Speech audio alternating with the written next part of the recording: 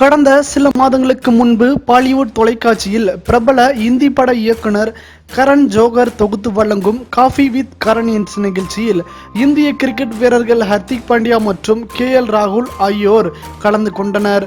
அப்போது அவர்களிடம் பெண்கள் குறித்து எழுப்பப்பட்ட கேள்விகளுக்கு அவர்கள் மிகவும் அவதூறாகவும் ஆபாசமாகவும் கருத்துக்களை தெரிவித்துள்ளனர். இது பெரும் சர்ச்சையை கிளப்பியது.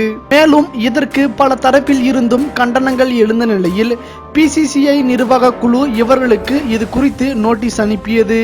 மேலும் இருவரையும் இடைநீக்கம் செய்தது. அதனைத் தொடர்ந்து ஆஸ்திரேலியாவுக்கு எதிரான ஒருநாள் தொடரில் இருந்தும் அவர்கள் நீக்கப்பட்டனர். அதனைத் தொடர்ந்து அவர்களிடம் தீவிர விசாரணை நடைபெற்ற நிலையில் இருவருக்கும் ரூபாய் 20 லட்சம் அபராதம் விதித்து இன்று உத்தரவு பிறப்பிக்கப்பட்டுள்ளது.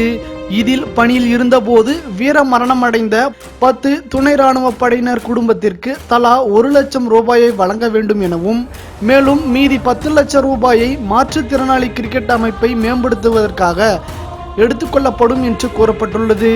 மேலும் இதனை கிரிக்கெட் வீரர்கள் இருவரும் 4 வாரங்களுக்குள் செலுத்த வேண்டும் எனவும், இல்லை என்றால் அவர்களின் சம்பளத்தில் இருந்து பிடித்தம் செய்து இந்திய கிரிக்கெட் வாரியம் கொடுக்க வேண்டும் என்று அறிவிக்கப்பட்டுள்ளது.